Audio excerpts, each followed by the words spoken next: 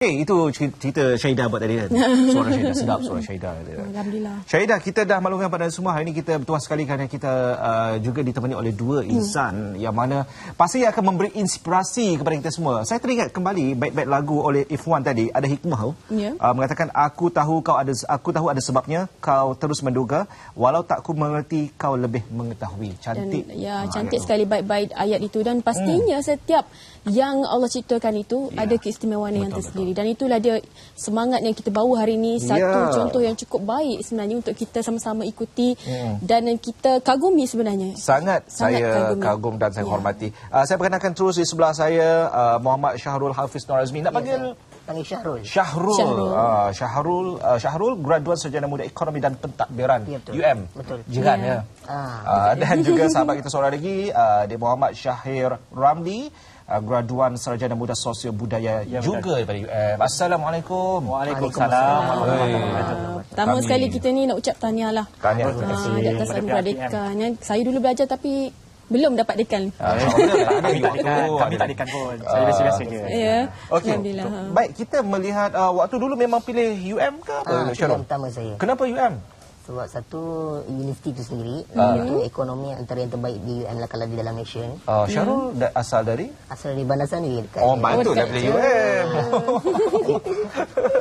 Macam Syahril sendiri. Syahir sendiri macam mana? Untuk pilihan universiti tu memang pilihan pertama saya UM lah tu. Memang pilihan utama UM. Dalam jurusan inilah, jurusan jurusan pengajian Melayu ni antara pilihan utama. Cuma rezeki dapat jabatan sosio budaya. Jadi kira tak larilah pada yang disasarkan tu, yang saya target dapat tu. Dia bawa Akademi Pengajian Melayu ni, dia ada beberapa jabatan seperti jabatan bahasa, sastra, kesenian, sosio budaya. Jadi saya kegemaran jabatan bawah sosio budaya lah. Sosio budaya.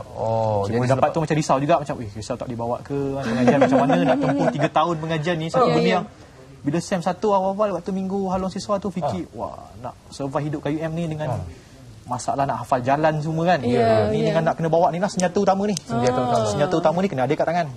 Jadi berapa lama proses untuk mengenali dan menghayati UM? Saya kena ada dalam tempoh, dia tak sampai sebulan, tak sampai lah. Cuma kita nak biasakan, kena ulang-ulang jalan tu. Selalu kan kadang kalau yang kawan-kawan yang celik ni bawa, dia ada jalan alternatif kan, A, B, C. Jadi esok jalan lain, hari ni jalan lain, esok jalan lain, lusa jalan, kita macam tak sempat nak hafal jalan yang semalam tu. Jadi kita kena biasa dengan satu benda yang kita boleh akses. Sokongan daripada kawan-kawan saya rasa itu juga menjadi pendorong. Betul, itu utama. Bila jauh dengan keluarga ni tu yang paling utama. Betul. Dan macam kita juga nak tahu kan, apa agaknya faktor utama yang menyumbang kepada kejayaan anda berdua hari ini? Kita mulakan dengan Syahrul. Saya percaya faktor utama adalah kerana saya ingin melihat bahawa tidak semestinya dengan suatu kekurangan itu kita tidak boleh mencapai apa yang kita hajatkan. Dan saya jenis orang yang suka kepada cabaran. Positif. Dan bila mana orang cakap tidak boleh, saya akan buktikan bahawa mereka salah. Apa yang banyak orang kata awak tak boleh tapi awak boleh buat? Misalnya sistem perkara yang dia orang melihat kekurangan fizikal ini sebagai satu halangan untuk saya tidak boleh mencuburinya. Jadi antara lain contoh dalam konteks kepimpinan pelajar, saya sendiri menawarkan diri untuk bertanding sebagai MPP dan alhamdulillah saya berjaya mendapat tempat dalam kalangan MPP untuk membuktikan Exco. Saya tak apa ingat. Lama dulu lah. Tapi ada satu benda, biar Syahrul ceritakan pada penonton kita, juga mendapat satu pengiktirafan bukan dalam negara saya, di luar negara. Pengiktirafan POSCO Fellowship Award. Dia satu anugerah daripada salah sebuah syarikat terkemuka di Korea yang berasaskan metal, memberi penganugerahan setiap tahun kepada 20 orang pelajar di Universiti Malaya dan mereka dipilih oleh Universiti Malaya sendiri. Itu salah satu pengiktirafan yang saya lagi dapat. sekali, memang hebat. Dan kita Syahir juga katanya tidak kurang hebatnya walaupun ada batasan dari sudut penglihatan, namun difahamkan Syahir juga seorang cukup aktif. Macam mana, boleh kongsikan sikit kejayaan sepanjang menjadi pelajar di UM ni? Okey, secara keseluruhan yang dapat saya simpulkan, sepanjang tempoh pengajian ni di universiti kita dihidangkan dengan macam-macam pilihan untuk kita sertai.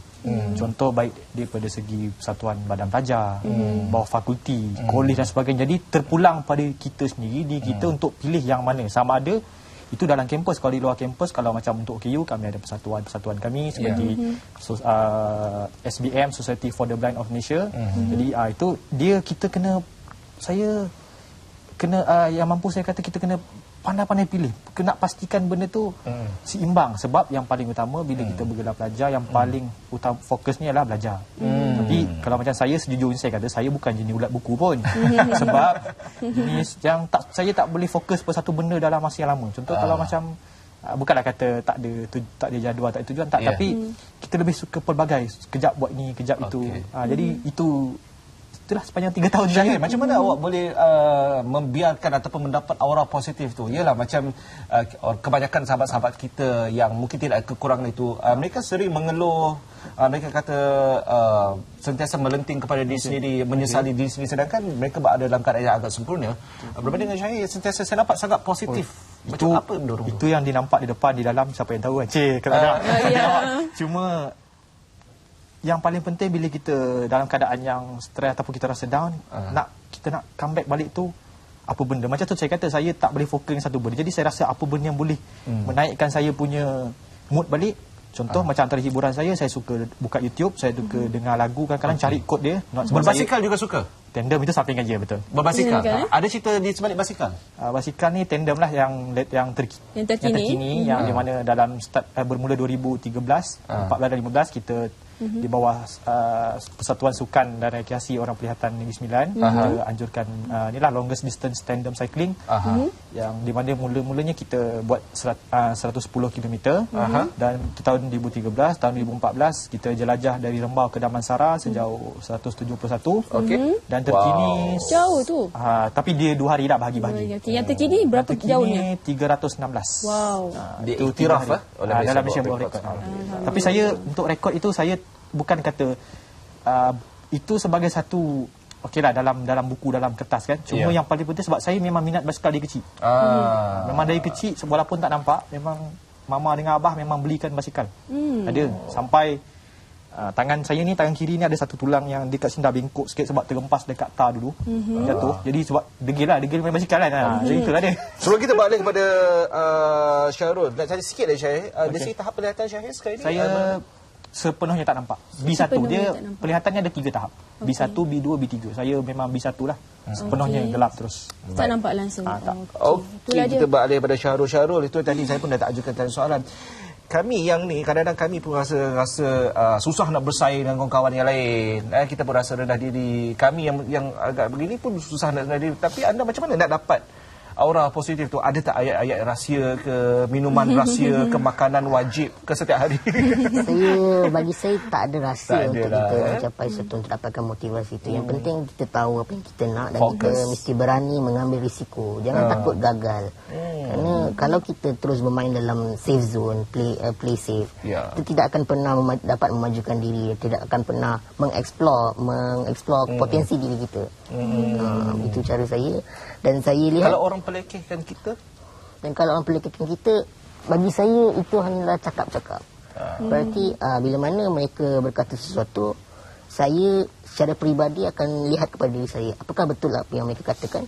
Jika tidak, saya ignore saja. Jika betul, saya akan perbaiki, cari jalan untuk perbaiki diri. Kita ambil secara positif. Saya kira ini kekuatan dalaman itu memainkan peranan cukup besar. Betul. Bukannya sekadar luaran, tapi dalaman itu bila kita mahu apa yang kita nak tu, dan kita boleh capai apa yang kita nak. Saya dilatih oleh kedua orang tua saya, ibu dan bapa saya juga, nenek datuk saya, untuk tidak pernah orang kata memencilkan diri walaupun dalam keadaan berbeza daripada kebanyakan. Daripada kecil mereka tidak pernah meletakkan saya dalam satu keadaan yang mana tidak, mereka melayan saya seperti orang lain. Mereka membiarkan saya membuat keputusan saya sendiri dengan cara mereka memberikan nasihat dan terpulang kepada saya untuk memilih jalan mana yang saya ingin.